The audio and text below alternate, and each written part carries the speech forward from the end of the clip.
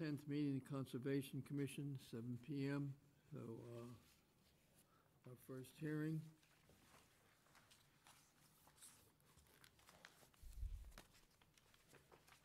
Here it is. Town of Walpole, Commonwealth of Massachusetts request for determination of applicability. Conservation Commission, in accordance with Massachusetts General Laws, Chapter 131, Section 40, the Wetlands Protection Act and Walpole Wetlands Protection Bylaw. Notice hereby given the intent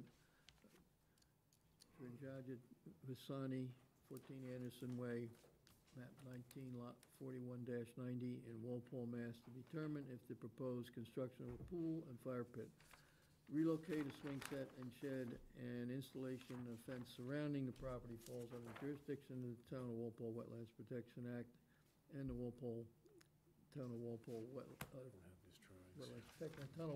Wetlands Bylaw. Plans are filed at Conservation Commission office. Public hearing in the above matter will be held in person on August 10th, 2022, beginning at 7 p.m. All interested persons request to be present. Time is now 7 p.m. And do we have anything here? It's from town engineer. In the neighbor's yard.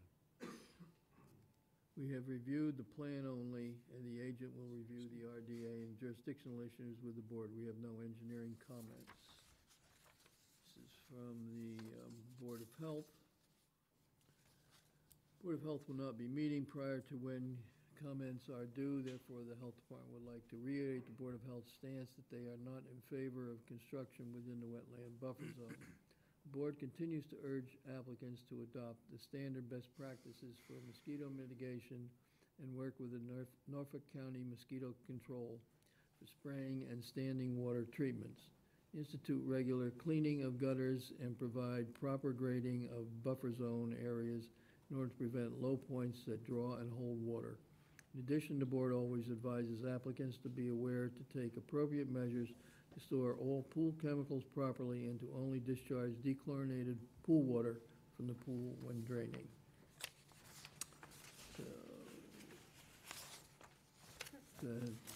Representing the applicant. That's me, Michael Hassett, here from Garrier and Helnon.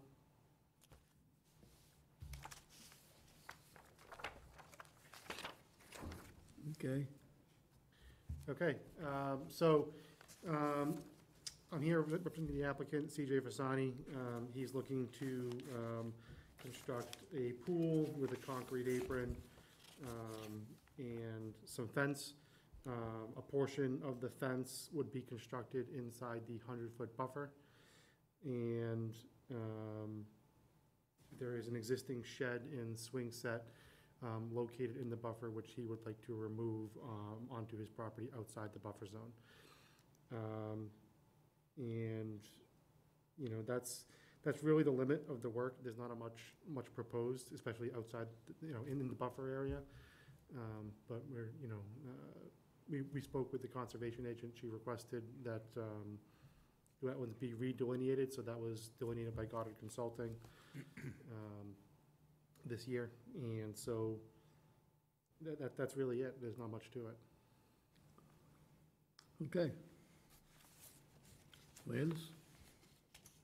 Yep, I asked the homeowner to file a request for determination of applicability just to confirm the location of the wetlands line, which has been confirmed. So it appears that majority of the work is outside of the 100-foot buffer zone, except the removal of the play area and the shed, which is in the open space area.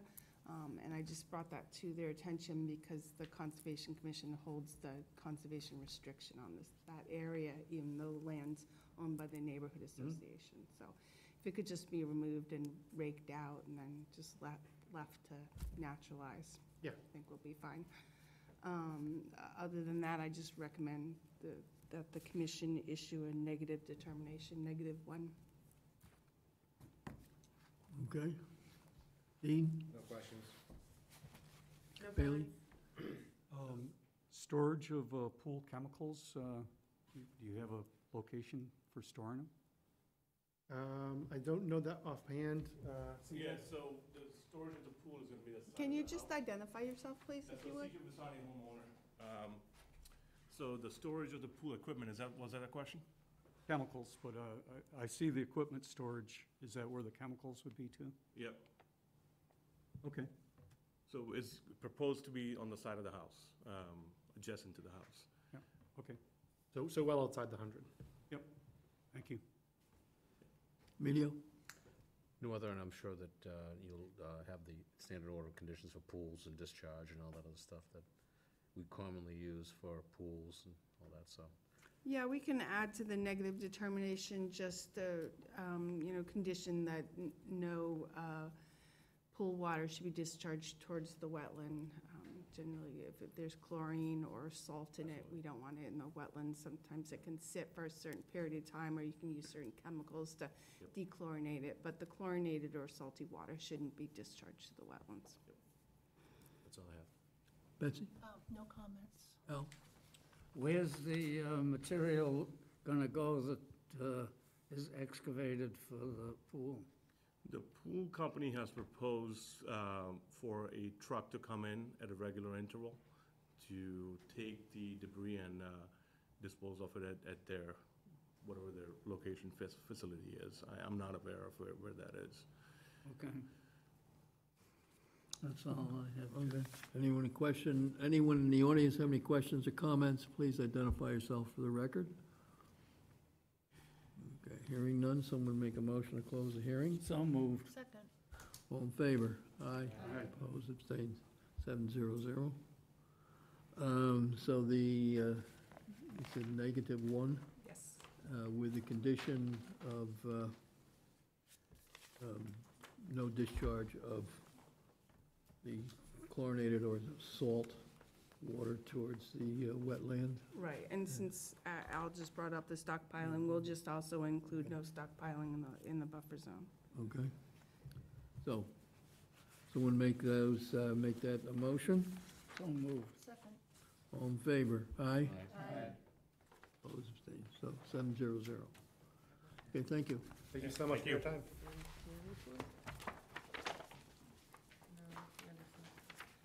I don't have I had Easement. Oh, I don't have the date on, that's great. No, I have them on the internet.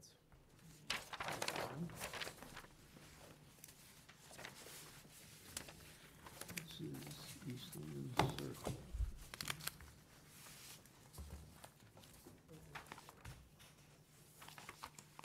We have, what is this on? You have 2 minutes. Two- we have 2 minutes? 2 minutes. Okay, someone make a motion to accept the minutes from our July 13th meeting. I'll move those. I'll second. Any further discussion on those? All in favor? Aye. Aye. Opposed, abstained. Let's see. Abstain. We had 502.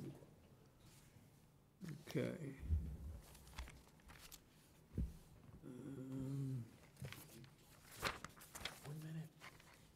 Is the Attorney General's approval of the stormwater bylaw a quick one? No. No? Oh, Well, can be, I think basically You we need can. to, we need to have discussion with town council. Apparently, there are a lot of references to review with town council, so.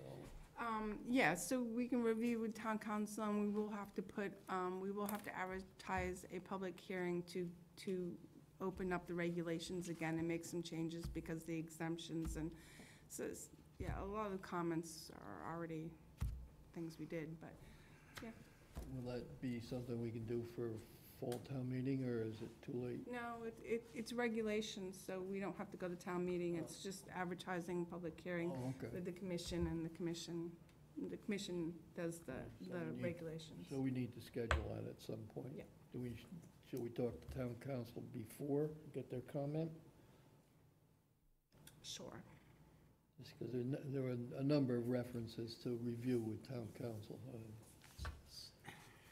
So it might There be- was, but the whole thing was reviewed by town council, so if, Yeah. and they approved the bylaw, and a lot of the references, I think, were connected to the regulations, but I will send it to him and a copy. I think just comments get their first. comment. If they Yeah, have any, then absolutely. we know what that is. But if the Attorney General has comments, does that, I think we need to look it over. There's some things in there that we probably need to This clarify. is the one that's coming before us. Looking That's over fine. quickly what was in there. so it should be on the next meeting? Whenever we schedule it. Oh, I know where this is. What I'll do is I'll contact Well, town according council, to the agenda, and then it's we'll five east. That should, yeah. figure out the good time to schedule the regulations hearing with the commission. Oh, my God. Okay. Wait, it's Okay. Yeah, Town of Walpole, Commonwealth of Massachusetts, request for determination of applicability, Conservation Commission. In accordance with Massachusetts General Law, Chapter 131, Section 40 of the Wetlands Protection Act, and the Town of Walpole Wetlands Protection Bylaw, notice by giving the intent of Kevin and Catherine Feely, 5 Eastland Circle, to determine if roadway improvements, including regrading, installation of drainage, paving, and other incidental items, extending the full length of Eastland Circle to Washington Street, is within 100 feet of bordering vegetated wetlands and subject to the jurisdiction of the Wetlands Protection Act and/or the Walpole Wetlands Bylaw. Plans are filed at the Conservation Commission office. Public hearing in the above matter will be held at Walpole Town Hall, August 10th, 2022, beginning 7:10 PM. All interested persons request to be present. Do you have any comments? Don't think so. This is our comment. So, representing the applicant, Good evening to the chair and members of the board. Carl Baldoff, Town Engineer, Walpole Department of Public Works. And I'll answer straight up, what am I doing here? Representing private citizens on a private way. And it's because the residents have been on a 20-year mission to improve this way and get it accepted. And they're doing it under town bylaw that they pay for the improvements. However, the town is the clearinghouse for the funds and the work essentially under that bylaw. So engineering department has drawn up the plan that is before you. And in a nutshell, so Eastland Circle is off Washington Street between Pauley Lane and Pilgrim Way on the east side, 1950s constructed road. I don't think it could meet the standards at the time, but the residents, and it still doesn't, but the residents' desire to improve it and pave it and move forward with attempting to get it accepted as a public way. Over the years, the town has assisted them in putting water and sewer in the way, and now the final step is to get the drainage in. So we filed the RDA application that is before you, drawn that plan, and it's a fairly simple process. We're proposing a 24-foot wide pave, which is essentially the width of the existing gravel way, and a gradual slope to about the middle of the road, and we propose to install 2 catch basins, a stormwater quality unit as depicted on the plan in green. Those are the 2 green squares in between Eastland Circle. That's it. And then off on the edge of the road would be a stormwater quality unit where the existing catch basin currently sits. The plan shows erosion control in a fairly big circle around the catch basin and along the what would be the northerly and southerly sides of the road. And we put a small detail, and we, of course, naturally, we've worked with the conservation agent on defining the jurisdictional areas and making sure that the things that she wants are on the plan. So the proposal is to, and this road is going to be lowered, it's going to be boxed out so that we can get the proper slopes and match the driveways and whatnot and get the drainage in and get it paved up, hopefully this year. It may not be finished paved, but hopefully get it squared away this year. The main problem is the road is flat, it doesn't drain, and the DPW has been involved with, as they have a number of private ways for years, trying to maintain this thing. So we look for this to be a win for the town and a win for the residents as well, so it'll be a good improvement. okay, Landis? Yep, so I went out there and reviewed the stream, which runs along Eastland Circle, and delineated the boundary of the stream, which is basically at the toe of the slope.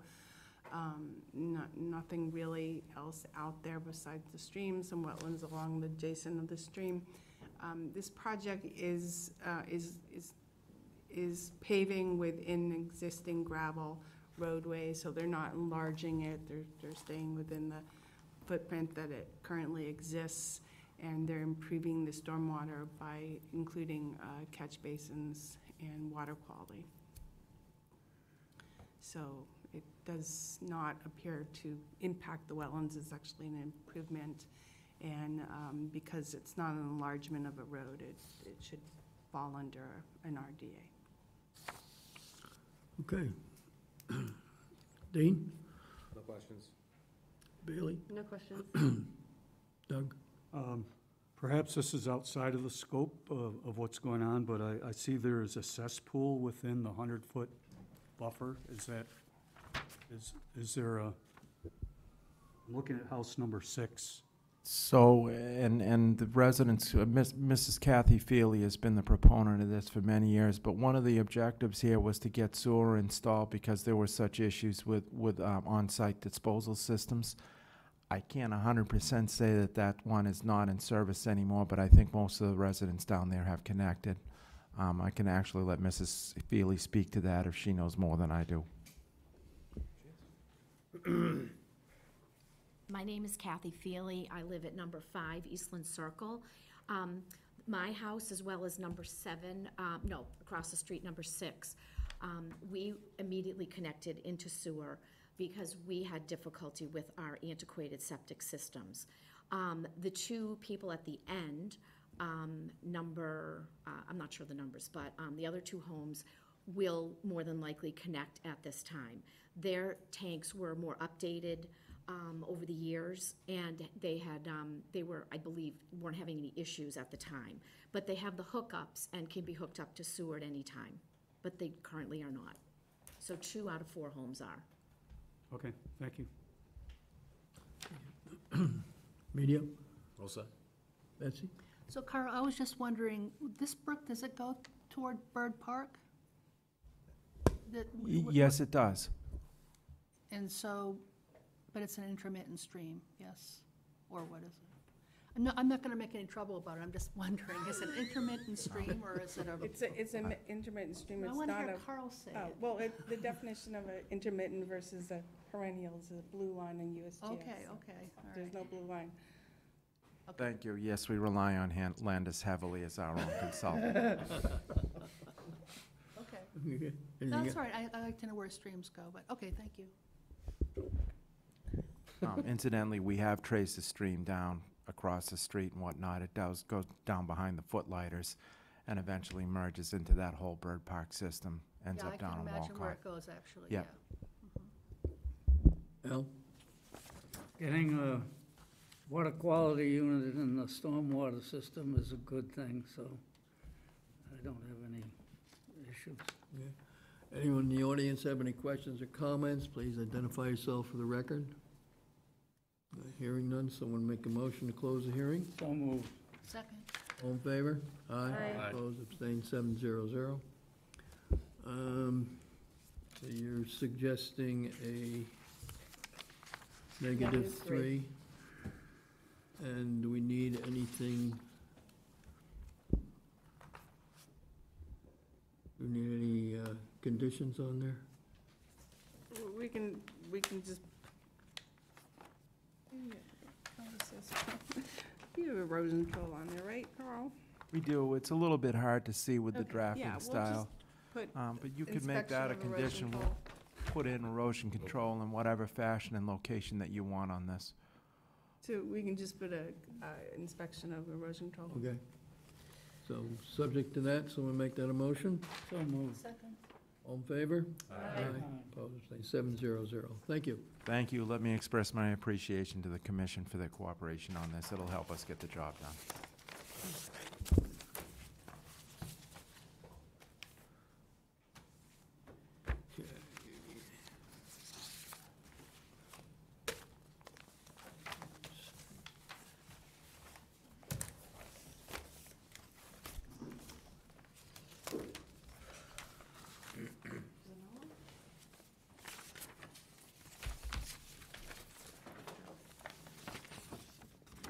Town of Walpole, Commonwealth of Massachusetts, Notice of Intent Conservation Commission. In accordance with Massachusetts General Laws, Chapter 131, Section 40, the Wetlands Protection Act, the Walpole Wetlands Protection Bylaw. Notice hereby given the intent of Stefano Parabino / Legacy Engineering, 1178 Washington Street, map 42, lot 99 and 100 in Walpole, Mass, to demolish an existing single-family dwelling and construct a new single-family dwelling.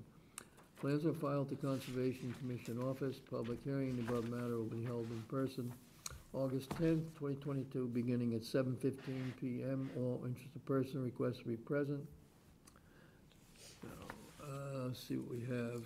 This is from the town engineer.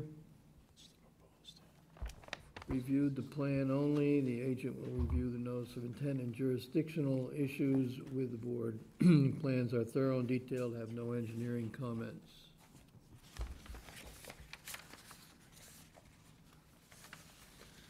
As from the Board of Health. Board of Health will not be meeting prior to when comments are due. Therefore, Health Department would like to reiterate the Board of Health stance that they are not in favor of construction within the wetland buffer zone. Board continues to urge applicants to adopt the standard best practices for mosquito mitigation and work with Norfolk County Mosquito Control for spraying and standing water treatments. Institute regular cleaning of gutters and provide proper grading of buffer zone areas in order to prevent low points that draw and hold water. I think that's it. So representing the applicant. Dan American with Legacy Engineering. Good evening. I'm here, we filed a notice of intent, as was noted. The property in question is at 1178 Washington Street, which is not far down north from the Common Street intersection. There's an existing single-family home up front. It's a large property. It owns basically all of the land between Alice Ave and Washington Street. So the applicant would like to demolish the existing home up front, demolish all the appurtenances that are there, including the driveway, the walkways, all of that, and then to construct a new single-family home further back in the property. Back in this area, there's actually an old foundation. It's shown on the plan, kind of right where we're gonna put this house. We have identified a wetland area here, which is again kind of tucked in between all these homes. We've had the wetland flagged by our botanist. We have identified the 25-foot no alter zone and the 100-foot buffer zone. Portion of the driveway, the front portion of the home is in the 100-foot buffer zone. A good chunk of the home is outside of the buffer zone. We would be bringing in utilities to the home, and we have shown here a proposed limit of work, which is outside of the 25, in some cases well outside. I did talk with Landis about this. She noted that there were a number of very large trees kind of in this area. They're not on the plan that you have, but I did go out and eyeball them. And you can see here a bunch of large white pines and some larger deciduous trees that are basically outside of the proposed work area and would not be disturbed by this. If you look at the topography, it's kind of flat up here.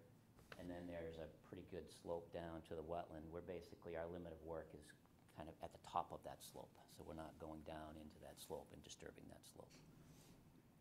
Beyond that, pretty routine. We have a proposed erosion control compost sock.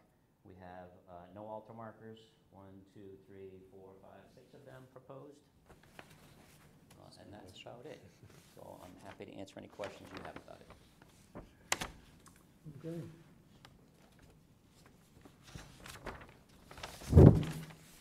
Okay, Landis? Yep, so I went out to the site, and the wetlands boundaries pretty much kind of at the edge of the pond. And I did ask Dan if he would stake the 25-foot no alteration area, so I had an idea of where that was, just because of the slope, and asked that the larger trees along there be kept, but they appear to be mostly in the 25-foot area. Yeah, most of them. Yeah. So this house is coming before the Conservation Commission because a portion of it is within the 100-foot buffer zone that looks like it runs right through the house. So the jurisdiction of the Conservation Commission is the 100-foot buffer zone, so that's 100 feet from the boundary of the edge of the wetlands, upland.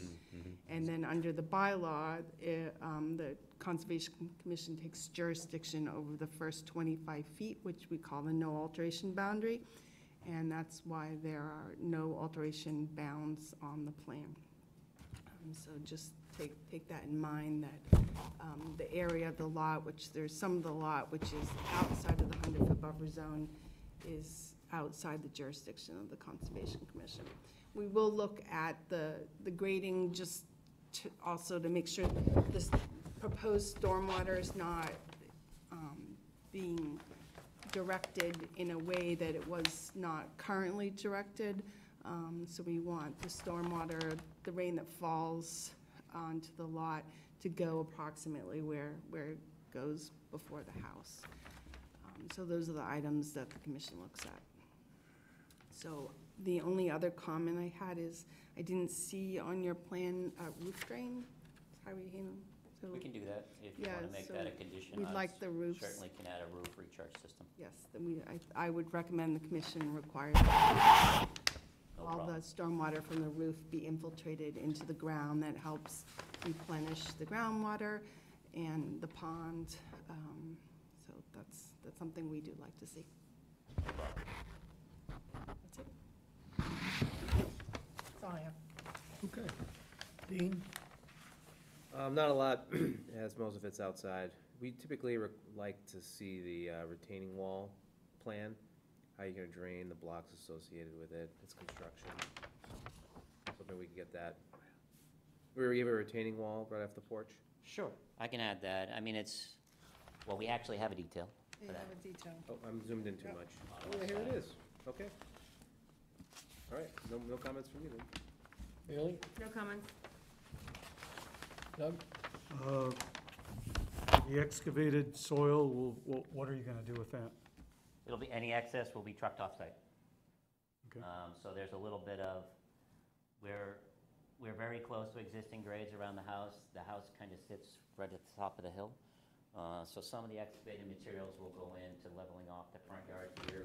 Any excess will be trucked off-site. Okay. Media? The driveway's a pitched, so how is it pitched?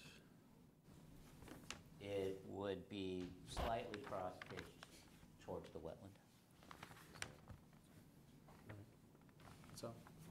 Betsy? Are there other mature trees on the site that are going to be preserved? I know that the 25-foot is what we typically comment on, but it's a pretty large wooded site. I mean, what's the situation with? So, I mean, I just show you, I don't have the limit of work here, but on this plan, but the limit of work is kind of like this.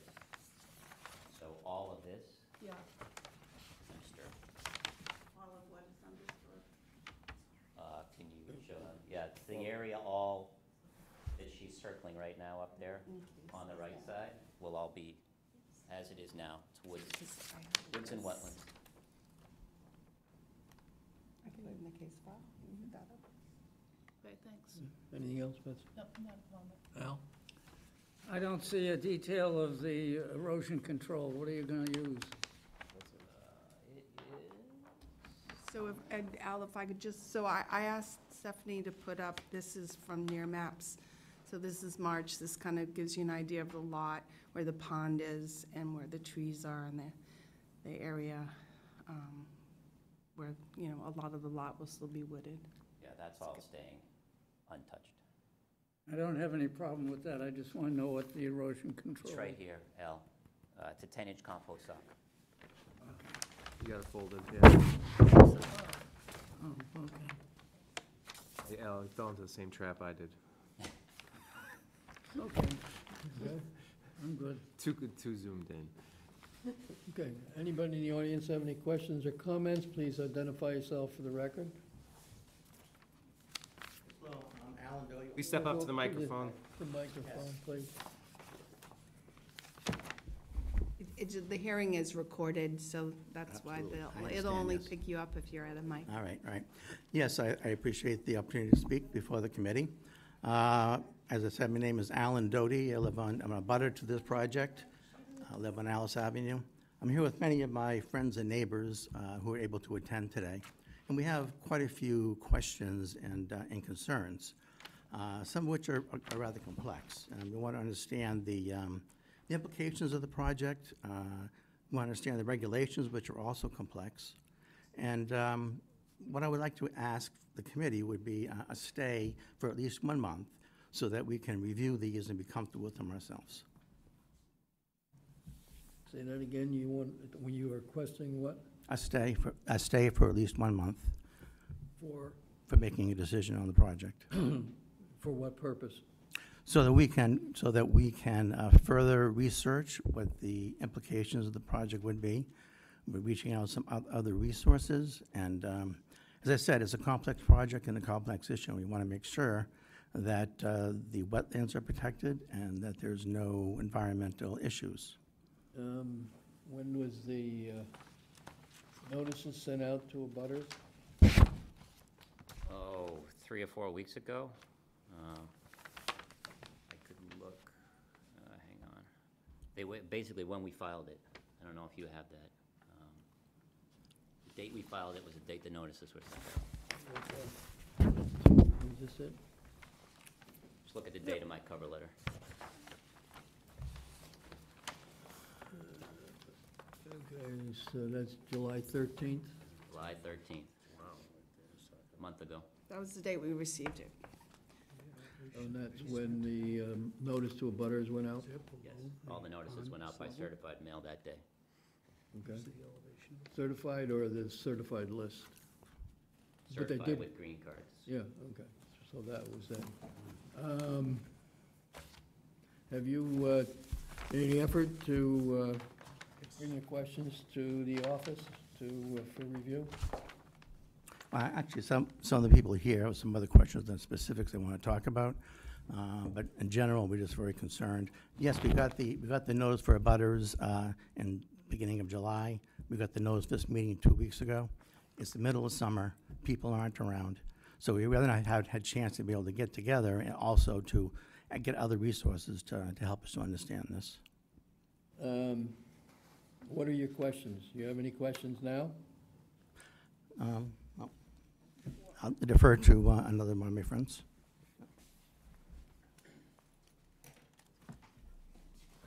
Good afternoon, Ross Doty. I live at 6 Alice Ave, Walpole, Mass. I was an RTM from 2014 until earlier this year. So I'm a millennial. I love the idea of increasing housing stock. And I think that all cities need to increase housing stock. I never saw myself coming up in front of a board to oppose development, but here I am. This proposal destroys an affordable home in close to an acre of nearby woods. It endangers wetland, and all of this to create a single massive mansion. This project, as I said, does nothing to increase the housing stock at Walpole, destroys already shrinking green space that we have in the town, and puts neighbors in the crosshairs of stormwater runoff and the innumerable dangers of an at-risk wetland. This project outlines extensive terraforming and destruction of trees surrounding the wetlands, many of which are dozens of years old. Before I came here, I read a report by the EPA, and I have that if you want to submit it to the record. And this report was called Stormwater to Street Trees, Engineering Urban Forests. Healthy forests can reduce the amount of runoff and pollutant loading in receiving waters in 4 primary ways. Trees draw moisture from the ground. They increase soil water storage potential. Leaves, branch surfaces, and bark intercept and store rainfall, and that reduces runoff volumes and delays the onset of peak flows. Root growth and decomposition increase the capacity rate and rate of soil infiltration from rainfall and reduces overland flow. And the tree canopies reduce soil erosion by diminishing the impact of raindrops on barren surfaces. when I looked at this project, what I saw was essentially destroying a giant sponge for rainwater, overlooking this wetland and overlooking all of my neighbors, and replacing it with a lawn and a concrete pad. So essentially, one of my concerns is the fertilizers and pollutants that are going to be produced by this home and by watering this lawn. My concerns are that damaging this wetland, as well as the increasing stormwater runoff into our and my neighbors' homes. So my first question is, how is this project going to mitigate the impact of destroying dozens of fully grown trees and replacing them with a 7,000 square foot mansion and a lawn?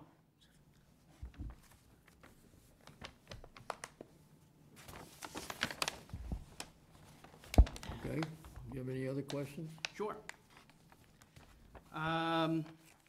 So I have lived at 6 Alice Ave for almost my entire life, and I have distinct memories of running around in these woods, finding salamanders, and in the immediate area surrounding this wetland, with the blue-spotted salamander being found less than 10 miles away in Millis. And that's a protected species of special concern here in Massachusetts.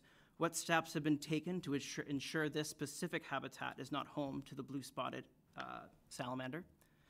And again, I want to reiterate that this decision, whether or not to move forward, is highly consequential to this wetland and also the protection of the surrounding homes that have been here for dozens of years as it comes to stormwater. And again, I want to reiterate that we're looking for outside counsel. We're looking for folks to inform us of this project. As my father said, we were alerted of this specific meeting 2 weeks ago. We were alerted of this project 4 weeks ago. My parents have lived here for 35 years. I think they deserve more than 4 weeks' notice in terms of how to react to such a drastic change to something literally in their backyards. So that's all we're asking for, is for more time to ask for outside opinion. None of us are environmental experts like yourselves, and we want to make sure that the wetland is protected and also we're protected from stormwater runoff, as this home is directly on top of a hill that overlooks our neighborhood as well as this wetland. So, no further. I would say that as a town meeting. Wait. Okay. Go through.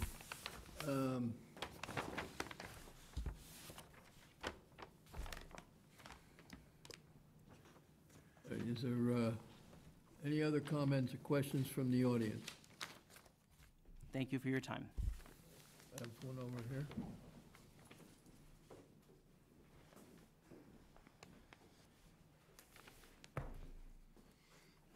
Good evening, Mr. Chairman, members of the board. Phil Mackey, 1148 Washington Street, Walpole, Massachusetts, as myself. I am, I think, 3 houses up. I think I'm right off the edge of the plan. I think a lot of you know where I live anyways. Just in terms of full disclosures, the Doties actually did call me last week, and I was unable to represent them as I have a conflict of interest as I represent the Lloyds and other matters. That said, I am still in the butter. I'll just bring up a couple of things. First, as far as screening, Dan didn't talk about it, but he did show me earlier, because I also am concerned about the, I'd love it to be a pond, but it's really a swamp. They show a vegetated screen, I believe, of trees, and as long as the board mentions that or addresses that in the order of conditions like you do with virtually everything else, I think that's a step in the right direction. The old foundations, as just a point, I personally don't have any notice or knowledge of them, but my grandparents and my dad told me that that was an ongoing commercial greenhouse for years. So as I don't remember it, that means it's at least 40 plus years old, but it's not an undisturbed site. That said, virtually everybody living on Washington Street side, I can see the plans, so Alice Ave is outside of the buffer, but everyone on my side, our houses are cut in half by the 100-foot buffer zone. hasn't destroyed the wetlands. I think all of us either have or will get one in the near future when additions are made for an order of conditions. And I think Dan's done a good job. As far as I can tell, the boys have presented a good plan. And once your questions are answered, I would urge that you vote favorably and condition appropriately. Thank you. Thank you. Any other comments or questions from the audience? Please identify yourself for the record. Well, on the paper, it says Patricia Rockwood, but I'm Patricia Conley, and I'm... I think you'll have to remove your mask, Oh, I'm can't understand you. Go ahead. On the paper, it says Patricia Rockwood, but I'm Patricia Conley. I'm 14 Alice Ave, I'm directly down. Okay, all right. And I just have like a couple of questions. It says 32.5. Does that mean off of my border, that's where that end of the house is going to be? That's where You're gonna take the whole hill down? I'm not gonna take the hill down. The corner of the house will be 30, that distance, 35.2 feet from the property line. But the hill's right there, so they'd have to level the hill or take?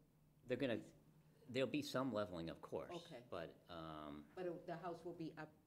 a little higher than your backyard. Oh, okay, so it will be, okay, that's where I was confused. I was thinking you were taking the whole hill down. No. So the rainwater shouldn't affect us in this?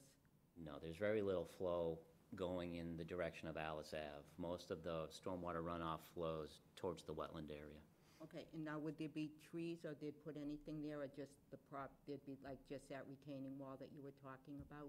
They have not decided what they would do. I would imagine from a privacy standpoint, they'll put up a fence or put up some trees behind the house, but this plan was prepared for the Conservation Commission, so it's kind of, okay. it's focused on the buffer zone, Oh, all right. which is out front, but, you know, I'm sure you could talk to the applicant about that.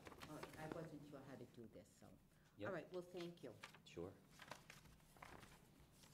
Anyone else?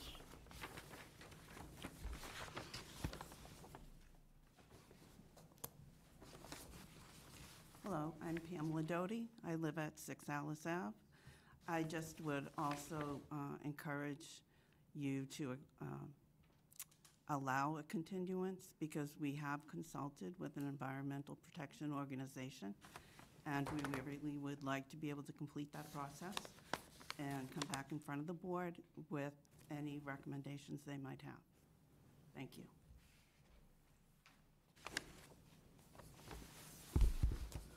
Okay. Anyone else from the audience? Okay. It is most unusual that applicant would, that someone in the audience would request that the commission continue a hearing. We do that if we're looking for more information. I think there's been adequate information presented by the applicant's engineer on this. However, I'll open up to the commission. Any thoughts? Dean? No, I have no comments. Bailey? I thought an interesting point was made about the lawn, where maybe the lawn, like the grass seeded lawn, might extend to. It will extend basically to the erosion control line. Although there probably will end up being, so as Phil mentioned, they're proposing screening trees here, so there'll be a planting bed in here, and there may be some other planting beds along the driveway, but the landscape will extend to the limit of work. Okay, so right outside the 25. Yeah, I mean, it gets within a few feet right here, but this is actually gonna be all trees. Okay. That whole patch that's closest to the 25 is all gonna be trees. So when you get down in here, you're probably 10, 12 feet off the 25-foot buffer, so you're out, 35, 40 feet from the wetland. And one more follow-up for the gentleman. Have you found a blue salamander in the area? I found lots of salamanders. Big part of my childhood. I have very good memories of finding salamanders. Unfortunately, I do not recall if it was a blue spotted salamander, but based on my research on their range and their environment, it wouldn't be outside the realm of possibility, and I think that should be a legitimate inquiry before approving any work here. I'm not an expert, but I think you might have to prove their existence in the area before the habitat can get. I looked at the Massachusetts Division of Fisheries and Wildlife, and I can submit this to the record. I have a copy.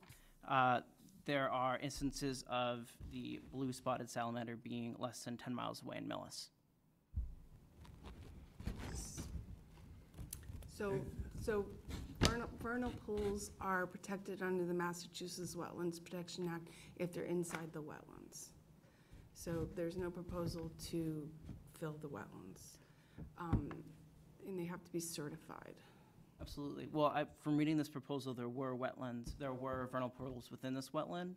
And as I was saying, this proposal is on top of a hill overlooking the wetland. And as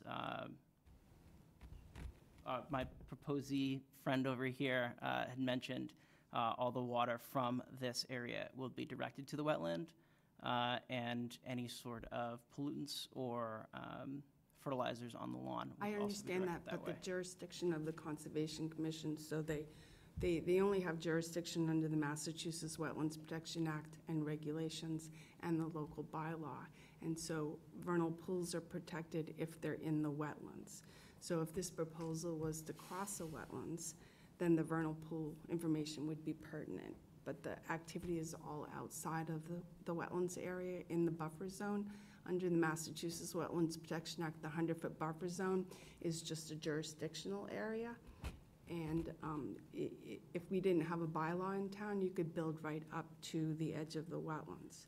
We do have a bylaw in town, and the commission and the regulations takes into consideration 25 feet from the wetlands to maintain the vegetation as a no construct area. And they are proposing to maintain that. Absolutely. I would just argue the impact that can't be determined just by where the end of work, where the work ends, and what the externalities are of fertilized lawn and construction in an area that, as I mentioned, has been wooded for decades and acts as a sponge for stormwater. We do also have, I think, regulation, part of our regulation is what type and amounts of fertilizer can be used. Yep. So, okay. No further comments. Bailey, anything else? Nope. Okay, Doug? No. Medio? All set. Betsy? Yeah, I was going to say that I found out over the years of being on this commission that we are quite constrained by our regulations and by our bylaws and by Massachusetts state laws. We really can't go outside of those boundaries. So we're interpreting those. But it sounds like you're politically active. You're a town meeting rep. What you've said is the sort of speech you might give at town meeting if you wanted to change the bylaw. There are some towns that have 50-foot no disturbs, not us. There are some towns that have various other ways of handling it. But this town just happens to have a 25-foot no disturb, and then 100-foot means they have to come before us so that we can make sure the rest of it's okay. I guess my two suggestions would be keep being politically active. Maybe you make an adjustment of the bylaws going forward or the regulations or find yourself on a board or something. And then I've noticed over the years, I hope I'm not overstepping my boundaries, that sometimes the best things happen when neighbors get to know each other and they say, oh, so you're going to be putting up a fence for privacy, or maybe leaving a row of trees for privacy, and or maybe not. Maybe we cooperate around a fence or some plantings for privacy. Sometimes that's what comes out of these meetings. People end up in the hallway, talking about stuff that we can't talk about. We can't tell you to put up a privacy fence or privacy trees, but it can happen. And it's maybe a possible way to go, since you're probably not going to change the bylaw in a big hurry. Sure, absolutely. Thank you. Anything else, Betsy? Al? Behind the proposed house on the border of all these house lots. Yep. There's a little rectangle. What's that there for? That's the Doty shed, which is encroaching on the property. That's gonna need to be addressed. So the Doty's That sounds illegal. The Doty's will be talking to the applicant at some point. Okay. So that has nothing to do with this project? No, I believe it's their shed. It's not our shed, it's not the applicant's shed. So it appears to be the Doty shed that's on Okay. the applicant property. No comment at this time. That's I appreciate the conversation that we had today. I just want to reiterate our strong desire to seek outside help on this issue. And again, implore everybody here to please grant a stay of at least a month so we can do some more research, get outside counsel, and make sure that this rather large and very consequential decision is not done without all the abutters being totally informed of the impacts on our properties and on the wetland. That being said, I'll pass it off to anybody else who has comment. And thank you all again. Okay. Just to address part of your comments with respect to housing stock, it is not a conservation issue and has no bearing on our decision. So, based on what we've heard, someone make a motion to close the hearing? So moved. Second. All in favor? Aye. Aye. Opposed, abstained, 700. Thank you. Now, the order of condition, yeah. Can I just make one more comment? So with the hearing's been closed, if the commission issues the order of conditions, it will be processed in the office. And then once it's complete, that'll be the issuance date. And the butters have the right to appeal within 10 days to DEP. The decisions of the commission can be appealed by DEP or they can be appealed by the butters. And then DEP looks at it. They apply the same Wetlands Protection Act regulations and act, and they don't apply the bylaw. You'd have to appeal both the Wetlands Protection Act and the bylaw. You'd have to appeal both.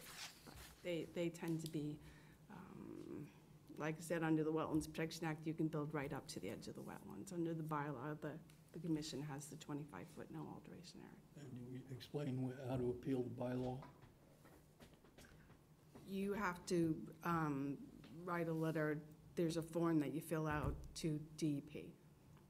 Well, to the bylaw. No, It has to bylaws. go to- Bylaw. Bylaws it to goes to Superior Court. The Superior Court. bylaws to Superior Court, sorry. You have to appeal it to Superior Court. It's a So you're little more aware of involved. what the process is involved. Okay, for the order. Our normal restrictions on the fertilizers and herbicides. Right, so we usually, I think we've had several different versions of it, but it seems like restricting it to slow-release organic fertilizer is what is the best for migration of fertilizer into the wetlands. I think we limit it to 2 applications a year, I think is the If you want to include that. Just so you're aware of that item in our order of conditions. And anything else, we have the plaques. This is also something that, if you're not aware of, that plaques are shown on the drawing as no alteration plaques, so as to advise people that beyond those plaques, and they are all outside of the 25-foot buffer zone, that the wording on that is to no work beyond this point.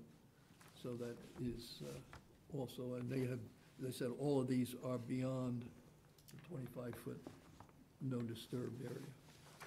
Or, looks like some are right on it, but several of them are outside. And I think You Dan. want me to recharge roof runoff? Right, we discussed tonight that, so the stormwater, what we do when it hits the roof, It'll go into the storm leaders, and then it gets infiltrated into the ground. So you have the stormwater going right into the ground from the roof. That means it's clean water, and it means the impervious surface that you have is going to be going into the ground. So it's not going to be rolling off the roof and flying towards anyone's property or anything. So that's another thing that we do to make sure that rainwater gets back into the ground and it acts similar to if it was treated. We need a condition for the demolition of the house.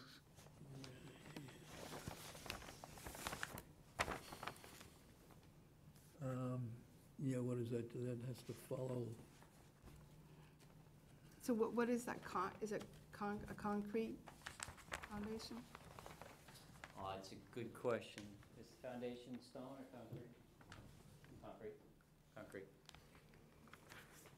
So the concrete foundation will be broken up, excavated, and removed from the site?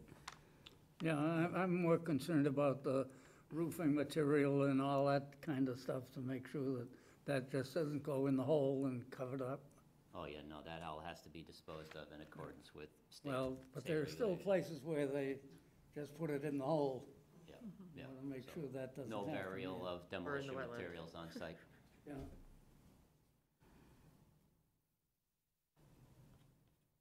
And that would apply to the other, you've got the house and you've got whatever that shed is, probably not much there, but also that other existing foundation. Yeah, the old foundation. That would be removed, Yeah, that looks like concrete. yeah. So all demolition materials removed, Removed off-site. yes. Okay, do you want just one condition that all demolition material will be removed Yeah, and from site? and the demolition of the house materials would conform to, must be some standard to get a demolition permit, right? From the building inspector? Applicable regulations. The building Yeah. department has a demolition permit requirement. They have their own regulations and requirements. Okay, just to note in ours that they conform to that. Okay, anything else? Anybody have? Okay, someone make that a motion? So moved. All in favor? Aye. Okay, 700. Thank you all.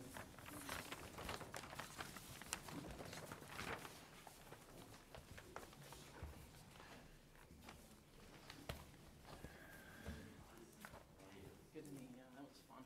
The two gentlemen here are the applicants. Where's the next one? We do. We got 24 Wisteria.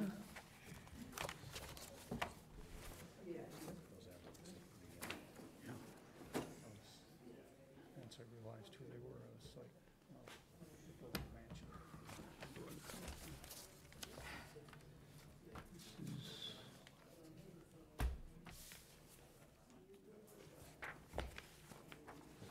Town of Walpole Commonwealth of Massachusetts, Notice of Intent Conservation Commission in accordance with Massachusetts General Laws, Chapter 131, Section 40. Excuse me. We have a meeting going on. In accordance with Massachusetts General Laws, Chapter 131, Section 40 of the Wetlands Protection Act, the Walpole Wetlands Protection Bylaw. Notice hereby given in the intent of John Zilch, Legacy Engineering, 24 Wisteria Drive, map 26, lot 82, in Walpole, Mass., to construct a pool, patio area, and fence within the 100-foot wetland buffer zone. Plans are filed to Conservation Commission Office. Public hearing on the above matter will be held in person August 10th, 2022, beginning 7:30 p.m. All interested persons are requested to be present. Time is 8 o'clock. Okay. I have letter from town engineer is reviewed. Reviewed the plan only. The agent will review the notice of intent and jurisdictional issues with the board. The limits of the access and utility easement that run from Wisteria Drive along the easterly side of the lot are not clear. If the proposed fence is along this line is acceptable, if the proposed fence is along this line it is acceptable. If not, it should be adjusted so that it is along or outside the easement. The detention basin within the access and utility easement is in need of maintenance. The board may consider this as a requirement for this permit. And this is from the Board of Health. Board of Health will not be meeting prior to when comments are due. Therefore, the Health Department would like to reiterate the Board of Health stance that they are not in favor of construction within the wetland buffer zone. The board continues to urge applicants to adopt standard practices for mosquito mitigation and work with Norfolk County Mosquito Control for spraying and standing water treatments. Institute regular cleaning of gutters and provide proper grading of buffer zone areas in order to prevent low points that draw and hold water. In addition, the board always advises applicants to be aware and take appropriate measures to store all pool chemicals properly and to only discharge dechlorinated pool water from the pool when draining. So, representing the applicant. Dan American with Legacy Engineering. Good evening again. Okay. This is 24 Wisteria. We have an existing single-family home, existing driveway, existing backyard. There's an existing sport court in the backyard. There's a wetland, kind of a thin wetland area at the back end of the property, which we've had flagged. The applicant would like to install a pool between the sport court and the house. So about half of that pool is in the 100-foot buffer zone, the outside edge. There's not a lot to talk about with respect to the proposal. I want to talk about some of the things that the town engineer brought up and some of the things I talked about with Landis. There's an existing fire pit in the 25-foot no alter zone, so Landis and I talked about you conditioning that being removed, which is fine. With respect to the town engineer's comments, there is an easement here. It's drawn on the plan here, comes up here like this, here, and across, and the proposed fence is just outside of that easement, so there's no fencing proposed in the easement area. The easement is for a detention basin, which straddles the property line and is owned by the applicant and their neighbor. And as is the case with all subdivisions in modern history in Walpole, the property owners are required to maintain the stormwater basin. So it hasn't been maintained in some time, and it needs to be maintained. The town engineer forwarded the O&M requirements to me. I forwarded them to the applicant. The applicant is aware of this. Landis and I talked about a condition that would require that maintenance to occur concurrent with or before the pool construction. The applicant's 100% okay with that. They basically just need to go in and cut down all the vegetation that has grown up in the stormwater basin and make sure there's no sediment that's accumulated there. So I think those are the highlights. Just hitting on some of the topics you guys have asked about. Excess materials will be trucked off-site. There's not a lot of proposed filling here, so the excavated material from the pool will be hauled off-site and disposed of off-site. And we certainly would agree to a condition about not discharging chlorinated water towards the wetland. That's about it. This one's pretty straightforward. Excuse me, would you just review that, the location of the easement? Yeah, if you see the proposed, so the easement line is this light dashed line. Yeah. Here. It goes, It runs parallel to the lot line, then it cuts across at an angle over near the proposed patio. And then you see my proposed fence line, it runs right along my proposed fence line. So weird. Oh, I see it now. It's like a hatch sort of line, an right? odd-shaped easement. Yeah, it's a weird-shaped easement. Well, there's a pipe, so at the beginning, it's just a pipe coming from the street. That's why it's narrow, and then it opens up because it's a stormwater basin. You remember in high school, they It's wider for the draw viruses? Okay, And this is the basin. And it's straddling two lots. This is the basin right here. So it's half on one lot, half on the other. Virus, that's what this is. This is from the subdivision plan. It kind of gives you a clearer look of the basin and why it's weird, because it's between two lots. Yeah, okay, yeah, I figure out what, okay, so that's the basin. All right, thank you.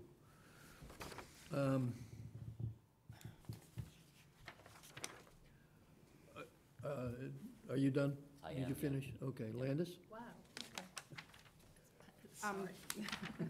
Dan has pretty much gone over everything. I went out on the site and, yeah, I don't really have much to say about the pool itself, but didn't see any filing having to do with the fire pit or the sports court. It's not really that much of a problem, but the fire pit does kind of go out a little bit.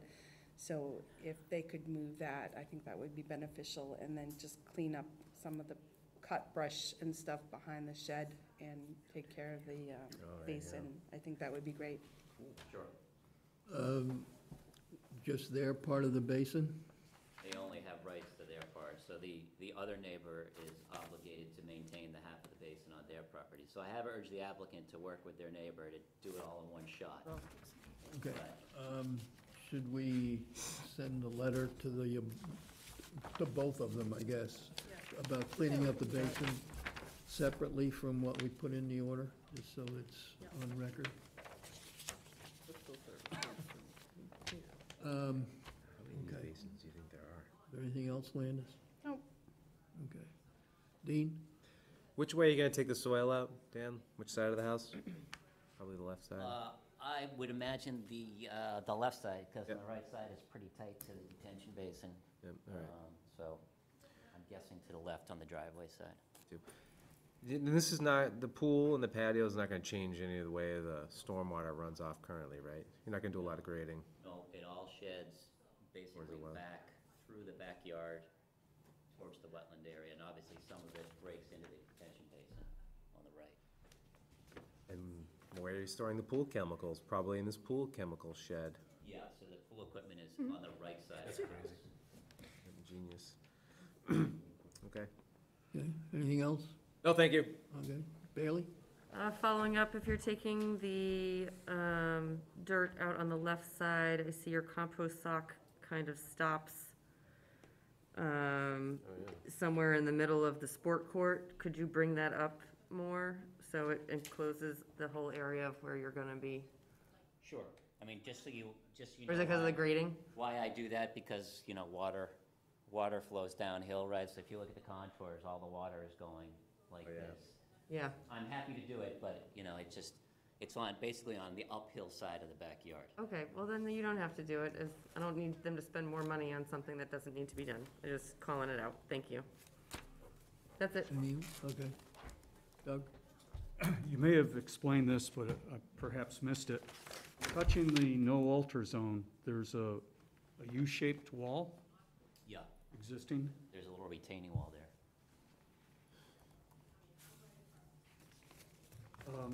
That gets left there, or is I that? would just leave it, yeah, what Landis and I talked about with the fire pit is just remove the fire pit and just let it revegetate naturally. Oh, is that wall part of the fire pit setup? You know, I'm not even sure. It might be. Okay. All right, no other questions.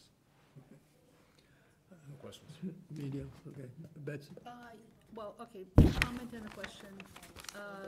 Okay, I see you're getting no alteration plaques, and that's good, because not only is there a fire pit, but Landis mentioned that brush is being put behind the shed. That's a typical thing that sometimes happens with wetlands. So, good. So, since homeowners don't usually get all that many plans of their property, is there any chance you could put the basin in such that it would be recognizable? I mean, 'cause even Jack, who's seen plans for decades, couldn't find the basin, and I couldn't find it. I mean, because going forward, future homeowners there, because they sell the place, need to know that there's a basin that. Yeah, I'll give you a revised plan that'll clearly delineate Yeah. the detention basin. Yeah. And just call it out as a detention basin. Yeah, you just put a label on it. Yeah, Yeah. no problem. Yeah, All right, that's it. okay. As long as we're doing, well, go ahead. Al? Okay, again, retaining wall. You know that we have had a problem with retaining walls, so Gotta make sure that the plans include what's gonna happen there. Yeah, I don't And have a deep, these are very low landscape walls, they're only like 1 or 2 feet. It doesn't tall, matter, we but want a detail showing what it's gonna be, so that somebody add that detail. doesn't interpret it as just a stone here and a stone there, and, you know, I'll add that so detail. we want a detail of the retaining walls. Okay, and I guess that's something we're always gonna have to hassle with, but we need that. And other than that, I don't have an issue except getting people to maintain those basins. That was my thought, that if we had a sign that this is a retention basin to be maintained by the homeowner or some, We've never had that before. well, yeah, but here's one where it's overgrown and I don't know what it looks Okay. like. Setting precedent. I wouldn't mind putting in a regulation that we've discussed, you know, but I don't know if we can just like, I bet we have a lot of overgrown detention basins all over town. I'm a little hesitant unless we make it our policy. I don't mind making it our policy going forward, but I'm just a little hesitant to put in a regulation. Well, I'm just saying Somebody that like at that. least it would be a visual reminder as opposed to something that gets on a plan that nobody looks at after it's all done, till it gets, maybe the property comes up for sale at whatever time in the Can we have it as a future. discussion item at a future meeting to maybe? Well, I don't see any reason why we can't put it in an order, if we want to. I agree. I would want to do it forever and ever, Well, for everyone, though. we just- That's what concerns me. I Well, don't that's, wanna, like- well, so we can continue to do it as a condition until we get it into a regulation. We can just make that a part of our standard, if there's a retention basin, that there be some signage that is to be maintained by. We need one on the property line so the other homeowner knows it too. And I bet homeowners don't know they're supposed to be maintaining it. They probably don't. It's in their order of conditions, right? Yeah, that they read probably once a month. Jack, I really love the idea. I just want to make sure that we're just, I don't see any reason why we can't make it part of our order. And then if we want to make it something standard, like anything else we put in an order, you know, when the plaques we were to came up have as a part of our, as part of an order, when we first started requiring plaques. what if we had a discussion about it and putting it officially into our regs going forward? Well, right now, we have before us an order of conditions to decide what to do. So that would be my suggestion. So, anybody else have anything else? Okay. Anyone in the audience have any questions or comments? Please identify yourself for the record. Hearing none. Someone make a motion to close the hearing? So moved. Second. All in favor? Aye. Opposed, abstained, 7-0-0. Now for the order, we have, we want details on the retaining wall. Some reference as to where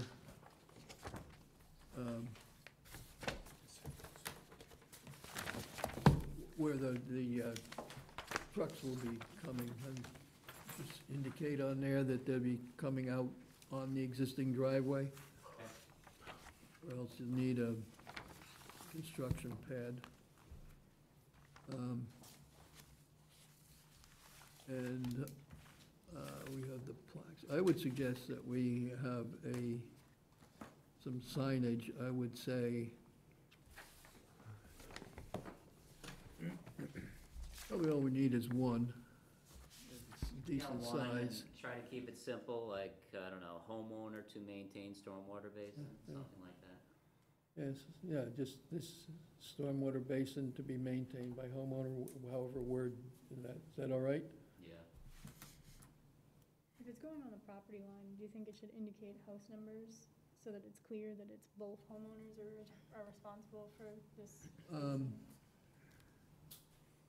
Yeah, in this case, because it's both, that this, this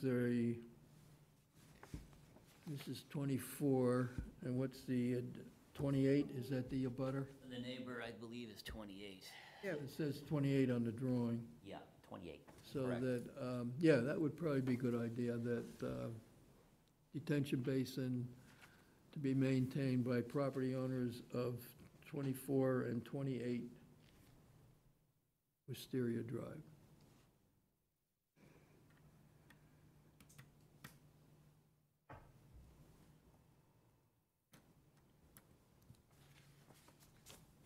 Probably put it on the property line someplace in there, so that, Yep. then it would be, both would be aware of it. So just locate that on there in your drawing. Fine.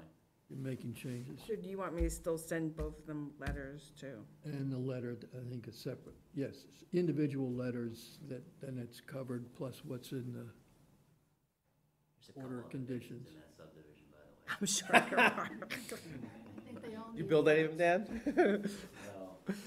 No, but I saw it in the O and M, I think there's 3 or 4 of them, and Yeah. they're all They're- split. they're all between split. 2 property owners. Such a We should bad. probably Right, so look it we, up. we started when Allery was working, and I, you know, I had more of a more time, we did start to compile lists, and I had started quite a while ago, and we sent letters out to, the larger commercial places in Walpole, reminding them that they had to maintain their basins annually, and we got some good responses. So after we did that, my intention was to start to do it to the individual homeowners as well, to, because we've never really done that, but to do a letter reminding people. And how many? There would be a substantial amount of them, yes. Well, Would be a lot. more than 100? Yes. Oh, yeah.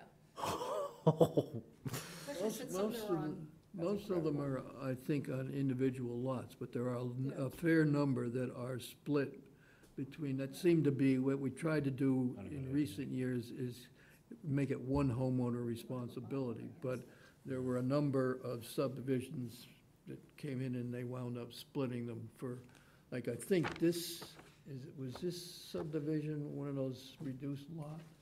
No, this was Wisteria 1, so Wisteria 2 was an open space plan, this was So 1. you wound up with small lots and wherever the retention basin was, you know.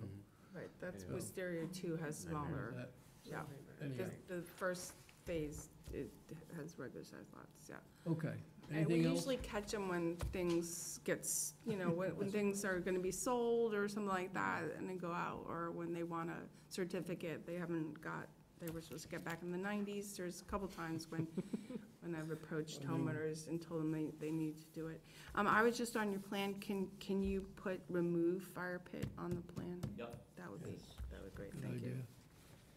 Put that in the order also. Yeah, I'll put it in the order, put it on the plan. And remove the brush. Remove the brush. Yeah, I'll put a note on the plan. Anything else? Okay, someone make that a motion? So moved. Second. All in favor? Aye. Opposed, abstained, 700. Okay. Thanks, Dan. Thank you. Thanks, Dan.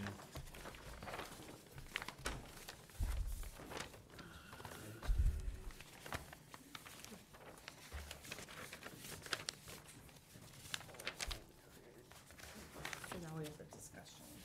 Okay.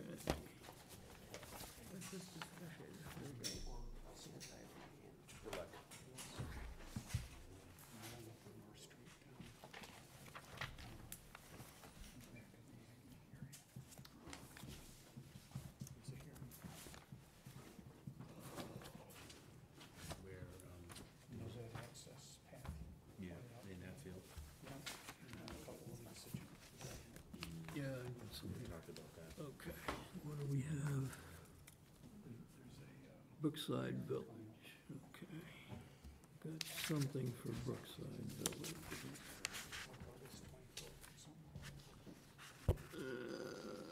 Okay, we did the minutes.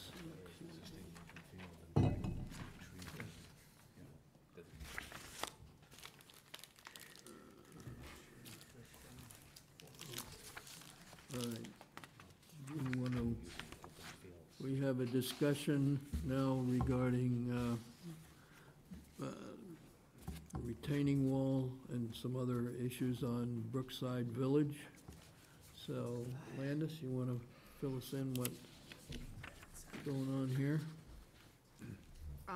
Mr. Atwood requested to come before the commission to discuss some work that the condo association wants to do on the retaining wall, the rock retaining wall, that I believe most of the commissioners are familiar with, for the condominium off of Pine Street. I'm gonna let Mr. Atwood take it from here. I'm Bob Atwood. I live at 22 Fillmore Lane, which is the road that's inside of Brookside Village. And this is Annie Stefanelli. Annie is the owner of the property management company that works with us, and she's been involved since before we took over. The homeowners took over operation of the property in 2000, I believe it was June of 2019, when the trust was taken over by the owners. I'm a board member. There are 3 of us.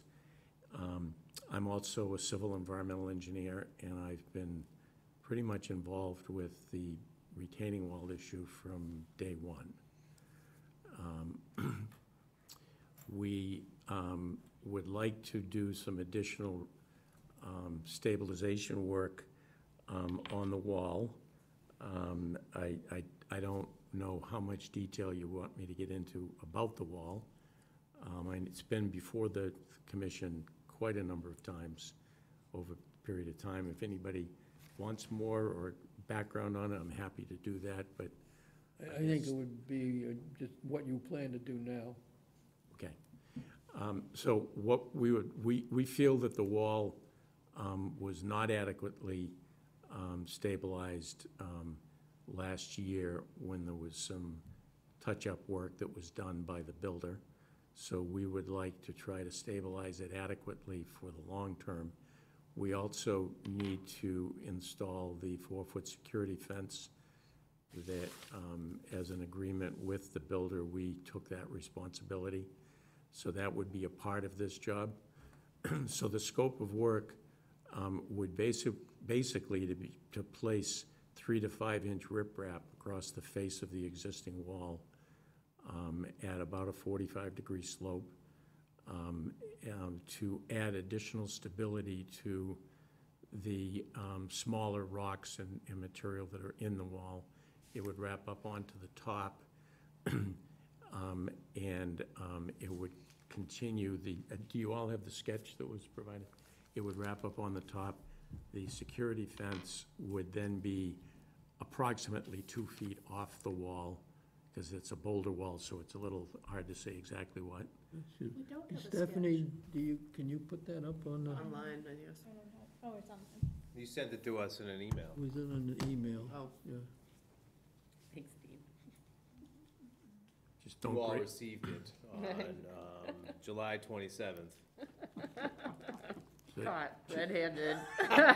What time? Just We don't- do have a copy of it if you want to Doug, you just actually look at responded it. here, thank you. I just ask one favor. Thank Don't you, judge me on my sketch. Going on this, The quality of my sketch is not It's advantage. fantastic, we've seen worse. can you remind me, is this in the 100, the wall in the 100-foot buffer?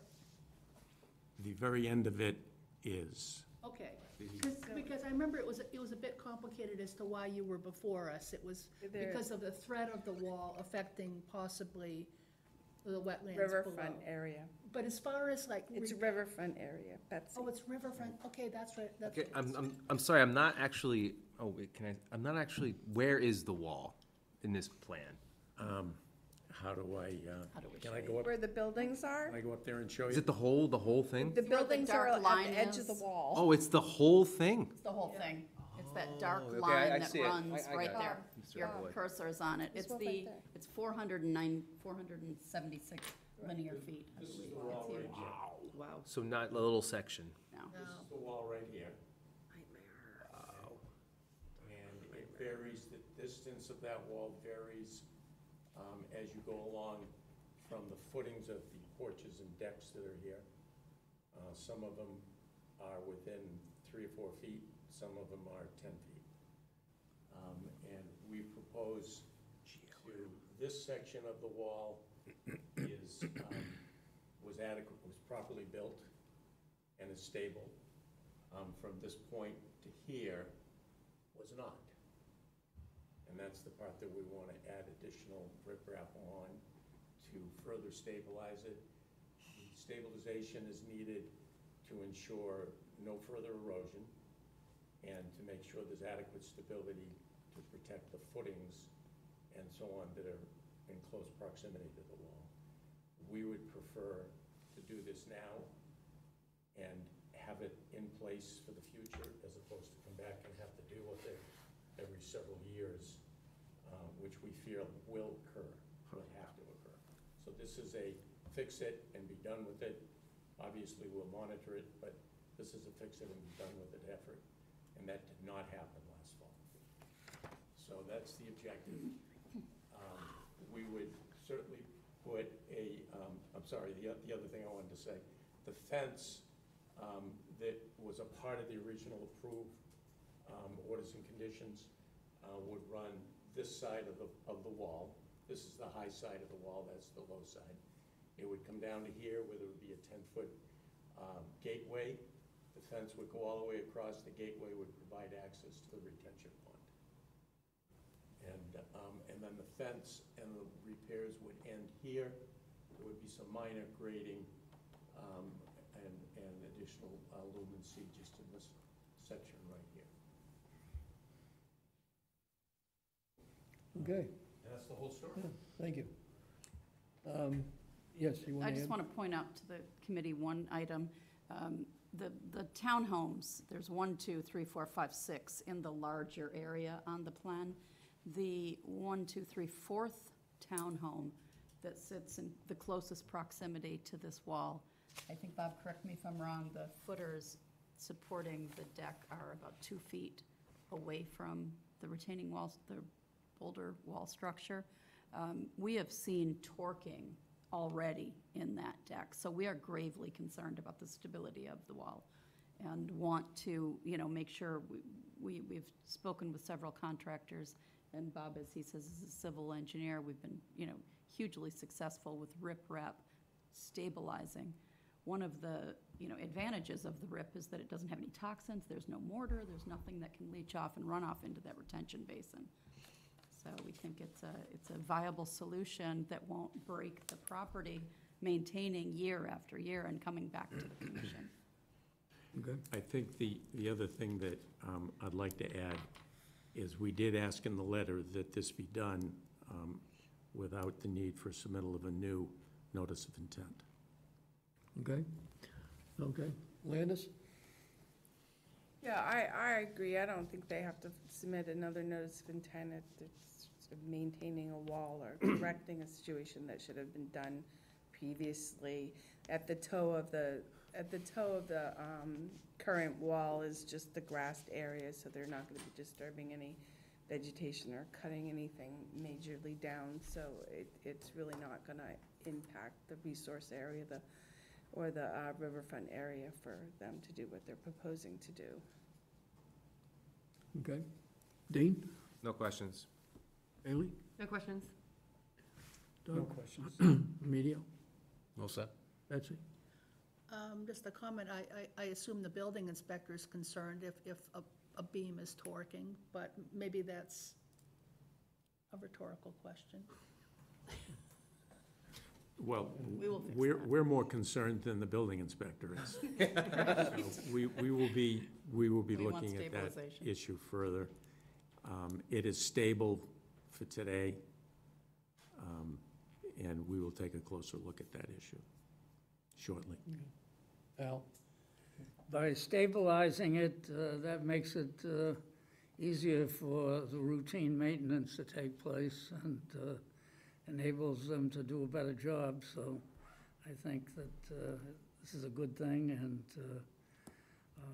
it's good to see somebody doing some maintenance on some of these things that could get out of hand and cause erosion, so I don't have a problem with it. Okay. So, do we need to vote on anything, or just that this is, No, you don't have to vote, but what we can do is we'll just follow up with a letter that. That'd be great. If what you're saying is the commission considers this maintenance of the existing structure. nobody had any issues with doing what he's proposing, so I Right. think that's, would be appropriate. Then we just send a letter to proceed according to you sent a letter with that explaining the process in a little more detail than what's shown on the drawings, but explain, between the drawings and the letter, I think that covers that. The letter, the scope of work that was attached to the letter and the two sketches are a part of the contract that we're about to sign with the contractor. Okay. So that is his scope of work. Yeah. Can you give me some sense of timing on the letter? I can do it tomorrow. Okay, so we If hope I to, email it to you. we're trying our best to do the work in September. Yeah. Well, and- good luck with it. Hope it gets done the way you are proposing. Thank you. Thank you. We And this appreciate is your why time. we ask everybody to provide us with plans with the exact structure of walls, even when they're very low. Sure. Okay, thank you. Thank you. Thank you very much. Thanks, we appreciate your time. Okay, what else do we have? Dana, are you waiting for Trafalgar? Okay, so there's two requests for a certificate of compliances on the agenda for 11 Trafalgar, which Dan is waiting for us to We discuss. have two separate requests for that same address. Let's do that at the end. Wow. Just kidding. He's in a mean mood tonight. If I'm here, you're here. This is one for the house, one for the garage. Yes, And so they're they're- separate orders, okay. There's two orders. There's one which is a really old order, 315280, which was for the house, which hadn't received a certificate of compliance. And then, since then, there was a filing for a pool, which they constructed and received a certificate of compliance. And then there was a garage. So I do have the as-built plan for the garage, and then I have the proposed plan for the pool. So both covered the location of the house. So I think we have the as-built for everything. We have what we need.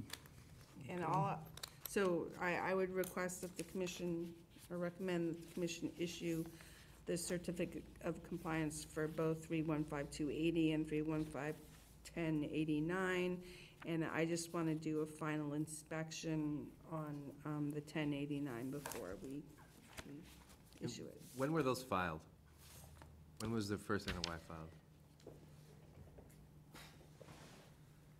The garage was 2015, the first one is way back.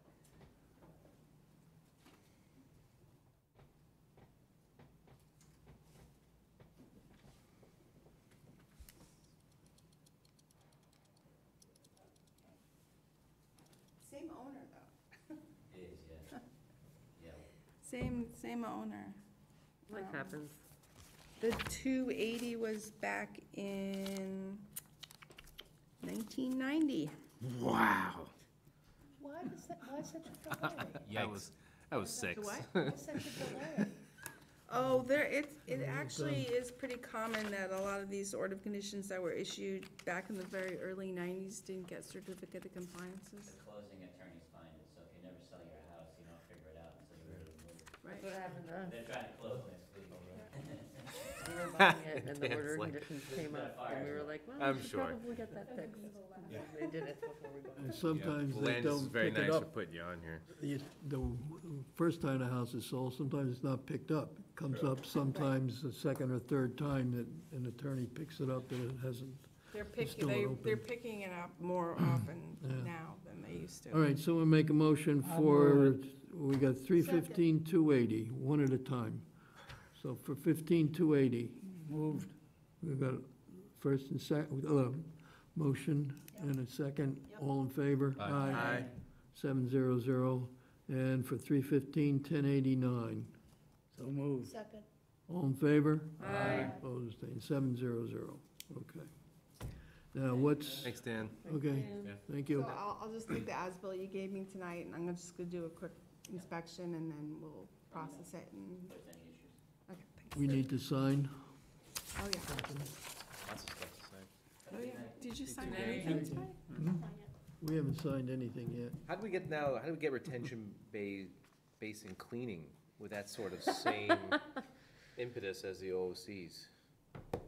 Because detention basin maintenance should be in the deed, right? And It Yeah, is. it is, yeah. It is. Yeah. Not everybody No one pays does close it. attention to that. Going forward, it's gonna be on a sign. That's Going for, yeah, Betsy. I'm not gonna forget it. Oh, no. I say we put them in the middle of the detention basins. What's going on with certificate for 323, 327 Summer Street? Is that, which one is that? There is in London. That is Boyden Estates, so Okay, that's what I when thought. that came originally before the commission, there were some items that we wanted completed beforehand, and I have not received back anything. Okay, so we just keep it on the agenda?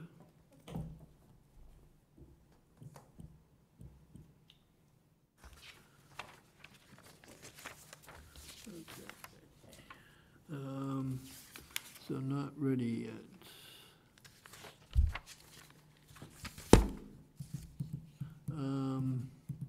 Okay. All right, let's go back to the top then. We've got conservation land, North Street parcel capital budget item. You want to comment on anything on that? Yeah, it's just, so the capital budget item for the North Street improvements for the turnout and trail is coming before capital budget on August 24th. Wanted to let everyone know, that's a Zoom, I will attend. I think Jack's gonna attend and answer any questions. I think in the meantime, you've asked, is it the Neponset, for the Willow Pond Homeowners Association? If, The Friends of Willett Ponds group. Doug, do you know what they're called? What are they called? Friends of Willow Pond? I think that's what. Okay, I we'll think call them that's- Friends of Willow Yeah. Pond. okay, Like So Friends I of did, Farm. yeah, I did Casual reach acquaintances. out to them to just kind of, I thought if Jack and I guess anyone else, as long as it's not a quorum, wants to meet with them, just to listen to their concerns, in case they want to bring up anything, just so that we understand what they're concerned about and can integrate it into our plan once we know if the project is funded. Do you have an inkling that there are concerns? I mean, you're hearing a little bit about that? they came before the Adams Farm Committee earlier this year, and they did express some concerns, concerning access and concern with it becoming a party area. So that, I think the way it's set up, that will, it shouldn't be an issue. That we explain how it's working. Okay. So the commission might, I think maybe having individual conversation with them, and then maybe later on, once we're funded and you guys know a little more what we're doing, that you could have more of an open forum at an actual meeting. That's my recommendation. Some of you may have known Carol Lane. She passed away about a month ago, and she requested that in lieu of flowers, that donations be made to the Conservation Commission for improvements at the Willet Pond access. There has been accounts set up by the town accountant. There have been checks that have been sent in, and we are responding to each one with thank you, and then advising her son, Jerry Lane, of those that have contributed, so. Yes, and we Well- thank everyone who has sent in contributions so far. It's been very kind.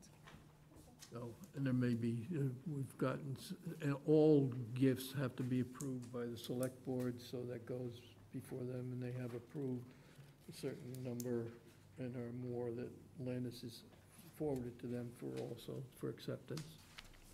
So, it was a very nice, generous thought, and generous for those making the donation. Master plan update, Dean, anything new? Yes, we're going through the goals right now. We have several sections, many sections actually, and we're going through recommendations for the master plan. So we had one meeting 2 weeks ago, and we have another meeting tomorrow on approval or recommendations for goals for sections of the master plan. So things are driving ahead. Specifically, oh, am I allowed to talk about it here in a public forum? You're on TV, you may continue. Okay, so we, conservation, the recommendation that I supported is for our green space and recreation areas is, more outreach and awareness for Walpole constituents on where these places are, how to help maintain them, and a lot of people don't even know they exist. So they live in a great town with a lot of green space, one of the towns with the most green space in Massachusetts, and people don't know, like, my cousin doesn't know Walpole Woods has trails. And so I think that's what I recommended, that, rather than spending money buying more and more conservation, it was like, let's focus on awareness and maintenance of the space that we have, so. But that was a large part of the recommendations, and a lot of protection, and then protection of our conservation area, so. That was it. Good, thank you. I know that the Trails Committee got some funding for additional signs, which recently came in for Walpole Trails, that I know that they'll be putting up, so maybe that'll help a little bit. Definitely, that definitely helps. Yeah, and they've done a great job with putting QR codes at certain locations so that you can just access the QR codes, and it goes to their website, and you can see all the trails for everyone out there listening to this meeting. Yeah, like the Bay Circuit Trail it goes right through Walpole, and it's really well marked, so that's a resource that we have. Trails like in the town forest and Pinnacle and parts of Pinnacle, but along Bird Pond and other sites that you can get onto the website and Trails Committee and see the trails. Great. That's it. Good, thank you. We covered the Attorney General, let's see, Main Street, 1900 Main Street, your comment, you're getting additional inquiries about the property. Yeah, I was, and I just, before my vacation, I touched base with Melissa about, a joint site visit, but I need to follow through with that after my vacation, which I've been back. So I will contact her again and see if she wants to do a joint inspection. See what's going on over there. All right, see what they are, so we'll keep it on our agenda, so we'll see what the Board of Health wants to do, and then decide what we want to do next meeting. Okay. And Burns Avenue.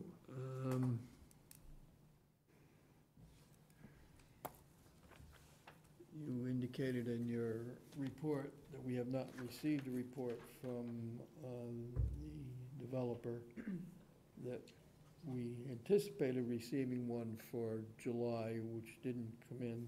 So Landis and I discussing this, said we'll wait and see if we get a report at the end of August. And if not, then we'll go back to town attorney for further action. So, this is, and Landis has sent a email An email. to the developer indicating that this information is required, so we're on record that we have requested it. I think this is one of the things that town attorney suggested, that we need to be,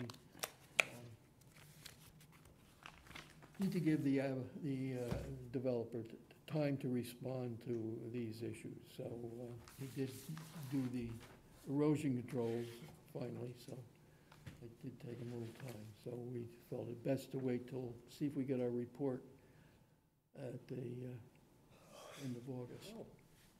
So that's gonna be on the That'll be on our agenda? agenda for next meeting, which is September 14th, is that the date? Okay. Okay, extensions. So this is an extension request for Gigi's Way Lot 8, 8 Gigi's Way, which is Lot 30. That is the large lot off of Gigi's Way, the house and outbuildings and all that. The property was sold to a new person, and they are, going to be moving forward with the project soon, but they need an extension. Okay, someone want to move that? Yeah. So moved. Second. Okay, So all in this is favor? Aye. Now, A what one-year what are we extension. doing now, 12-month? Yes. We're back to a 12-month extension. Okay, so that's for 12 months. All in favor? Or did we do that? We did. We did that, okay. 700. Oh, here it is, up there. We don't, ours doesn't look like that. Your agenda? You didn't get this one? You're looking at the Yeah, agenda? looking at the agent's report. Sorry, it's my first meeting. You wrote all this. I didn't include Gigi's Way on my agent report, sorry. Come on, man, keep up. Okay, we got appeals. You said on one in your report, I think, that there will be no further meeting on that one, that it's just gonna be decided by the administrator, which, was that the mill site? Yeah, so this threw me for a loop a little bit as well, because the Walpole reps, Roger and the other one, I don't know, they submitted a letter to the, in regards to this project on behalf of the neighbors. And Rebecca Cutting, who's the DEP representative, responded back in email that that the parties agreed to to move on the information that was submitted, and that there wasn't going to be a hearing. So I was a little surprised at that, because I don't remember that coming up. And that was an option, yeah. I did send an email to Town Council Alex Weissel, and he confirmed that.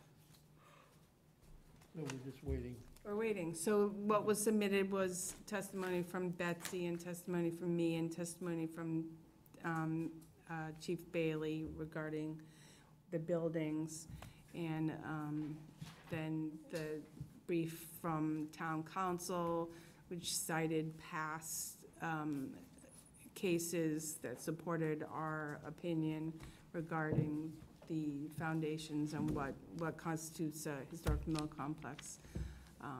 And so the presiding judge will rule based on that information. So, Any timeline on that? Not that, I have not got a timeline. not tomorrow. Not tomorrow. Indeed. You can say the same thing the next day. Yep. At the edge of my seat here. Okay, what else we have here?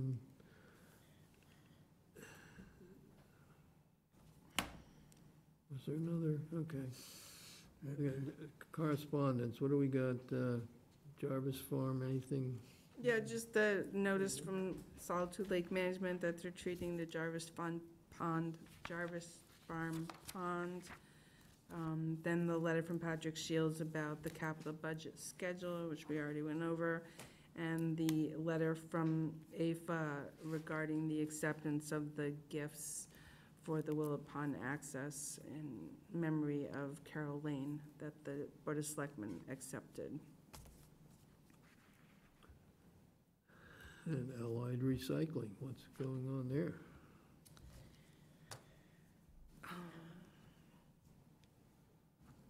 There's activity by the AG's department, which that's probably all I'm gonna say at this point, Okay.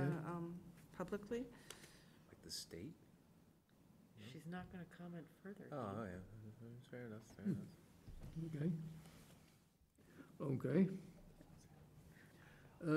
Anything else? Looks like Oh, covered I just, everything. the only other thing is just, so I had a meeting with Virginia Ryan of the Trails Committee and a representative from the Ponce River Watershed Association, and through the stormwater stuff that they do for us, Virginia Ryan is going to get a couple of volunteers. She's been very active in the area to put markers on catch basins, which will indicate that it flows to the Neponset River. So that's something that we've been really wanting to do for a while. So she's going to be doing it hopefully by like the end of August, early September. We're going to target the downtown area, east, west, Main, Stone, that area kind of first, and then maybe around Bird Park. We're kind of looking for areas where we know people walk. And then there's a couple of areas in town where we know that dog walkers tend to just dump their bags into catch basins, so we'll target those areas as well. So Lewis Avenue, right? Is that where you live? Yes. Do you know of any specific areas? Yeah, Let me there's know. a catch basin going into the Neponset on Lewis Avenue. Make sure you get it. Oh, Okay. that, okay. There is, There's lots of them. is that it? Yeah, there was one other letter we got from Glenn Maffey that said that the Pinnacle Trail as closed will remain closed for the time being, at least. So- Okay, and I was mentioning to Landis, I'd still like to have it on our, on agenda until resolved. I mean, the phrase "for the time being" tells me that we can put it on our agenda the way we put other things on the agenda that never get resolved, like 1900 Main Street. So I was kind of requesting You that wanna just put be that sort of on? a continuing item. Yeah, okay. Yeah, I think there are options that he mentioned that would probably maybe make the connection that is now blocked off, but not where it is blocked off, but going towards the pond. I'd have to look at, I don't know what all is, who owns what there and where the trail is that we could connect and maybe get around that, so. Okay, so we'll keep it on the agenda. All right? And was there anybody have anything else? You guys gave us a packet, in our packet for the open law, open meeting law. Yeah, I guess the governor has extended until March, some date, March of next year. Yep. That meetings can be held remotely But as such, we have decided to remain in person. or you can do hybrid. That it's it's allowable, put it that way. I think we decided we wanted to have in-person meetings, so, I think that, Issue with MGL otherwise, so he has to prolong it, basically. so. Anybody have anything else? Okay, so we want to make a motion to adjourn? So moved. Second. All in favor? Aye. Okay, good enough.